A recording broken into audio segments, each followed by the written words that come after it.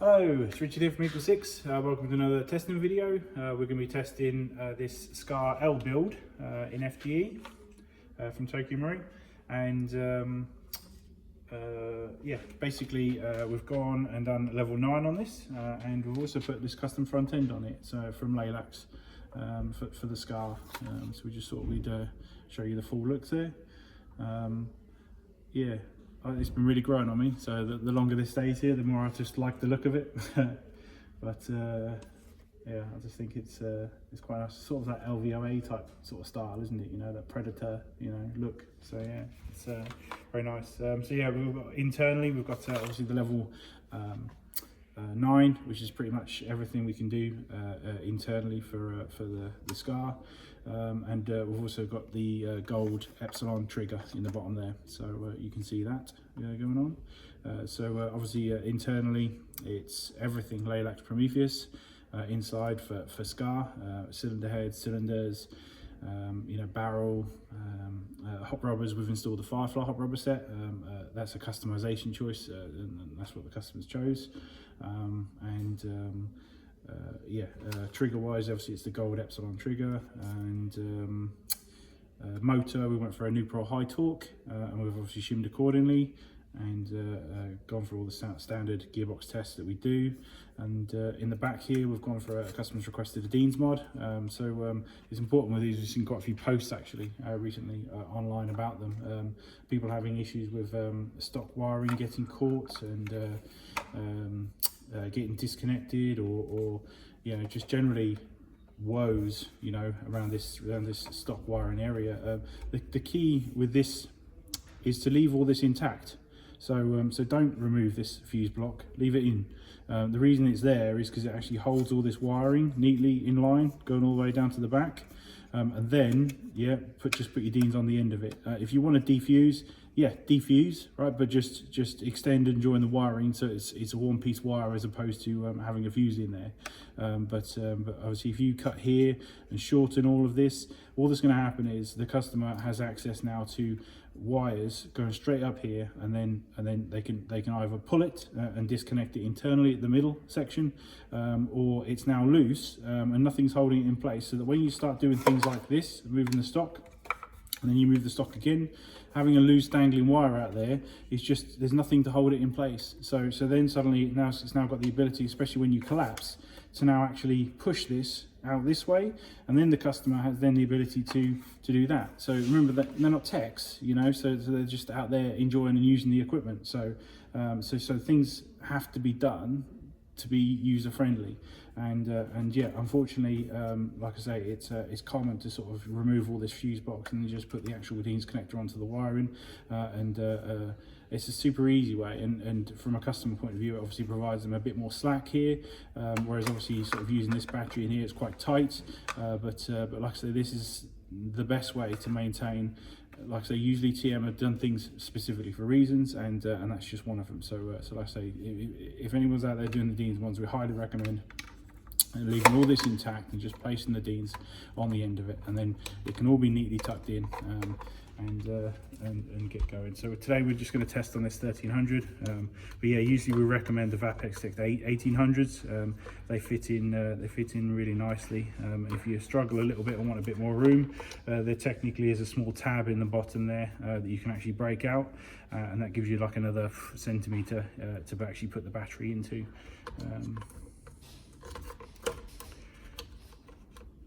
So you just want to sort of tuck your Deans down into that, and then across there, start over there.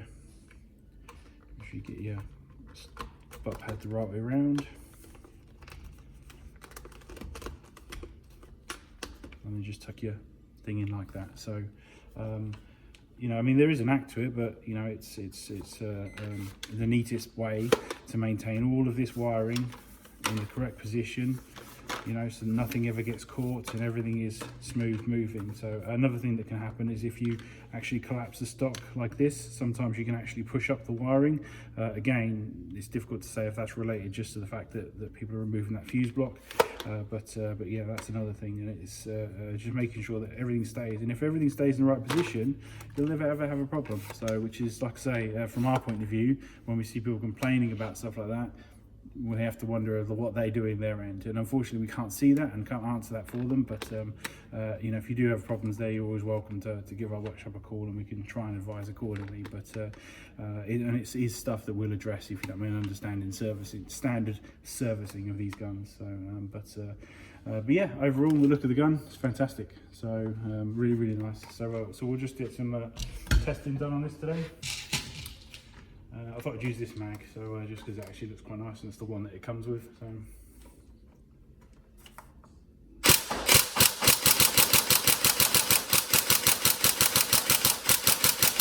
we've got the I forgot to mention the Gate Titan Advanced in here. So so compared to the video we just listed, just example, which was a level 2, you can see here, if you know, sort of the difference. And remember, it's only a 1300 7.4 in trigger response. I mean, it's with the Gate Titan, it's like I say, it's almost PTW like in terms of trigger response. So I say it is.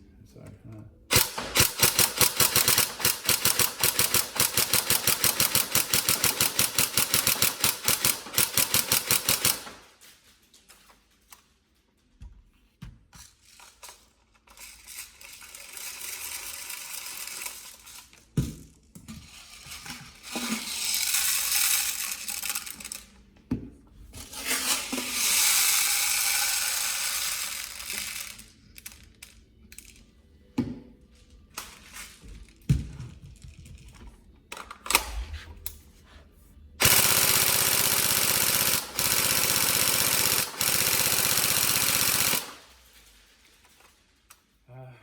The gun we just tested, you can sort of, I mean, both are very similar guns in terms of the actual internals and stuff, but the actual gun that we tested previously, this has a greater rate of fire and a faster trigger response than the previous one that we did. Yet both of them were passing, you know, our internal gearbox testings, i.e. similar amp usage.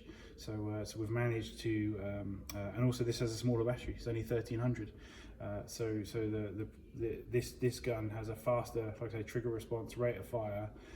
So obviously it's upgrades, and the choice to do upgrades completely up to people and personal preferences. But in terms of gains, yes, yeah, this one, like I say, it's almost like night and day compared to the trigger response of the previous one, without MOSFET, without motor, you know, without all the internal upgrades.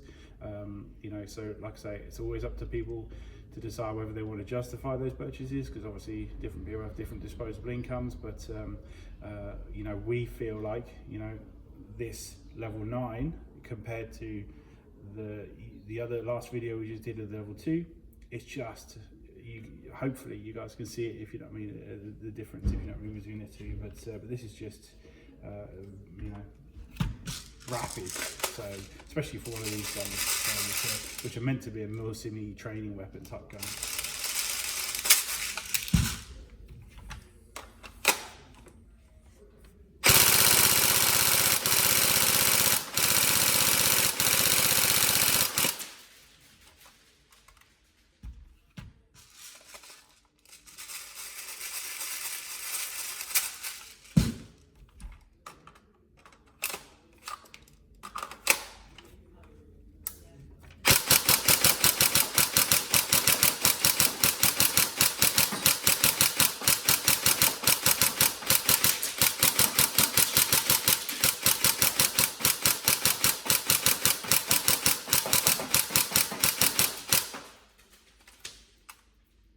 You don't need this super fast trigger response. You don't need, you know, the higher rate of fire, but it's nice, isn't it? And I think that's sort of the point of upgrades, isn't it? You know, it's just getting that extra enjoyment out of your products, you know, when you really like a specific gun, and just really getting everything you can out of it.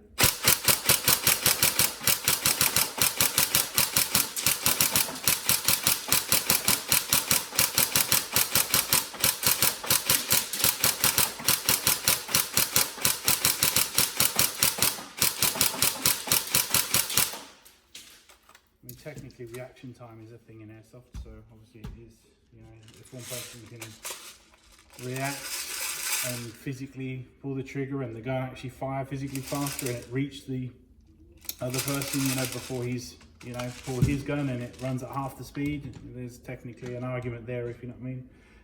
You know, for the actual competitive gains you get, you know, but for us, it just feels it brings these guns together and just makes them just almost like feel a different gun.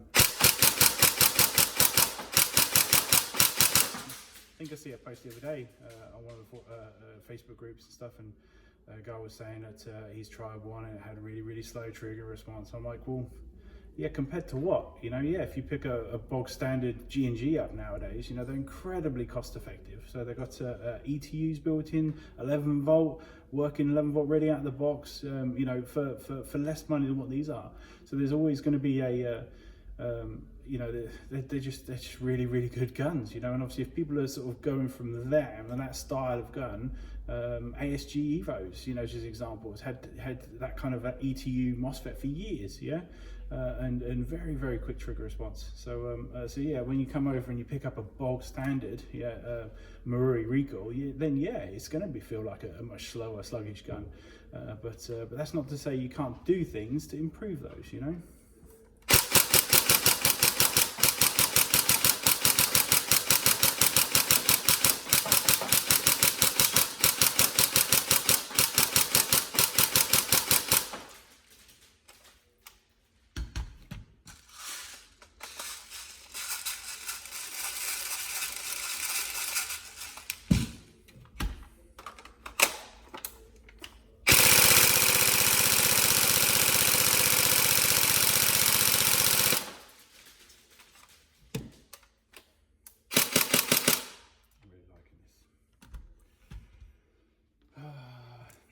Don't leave me.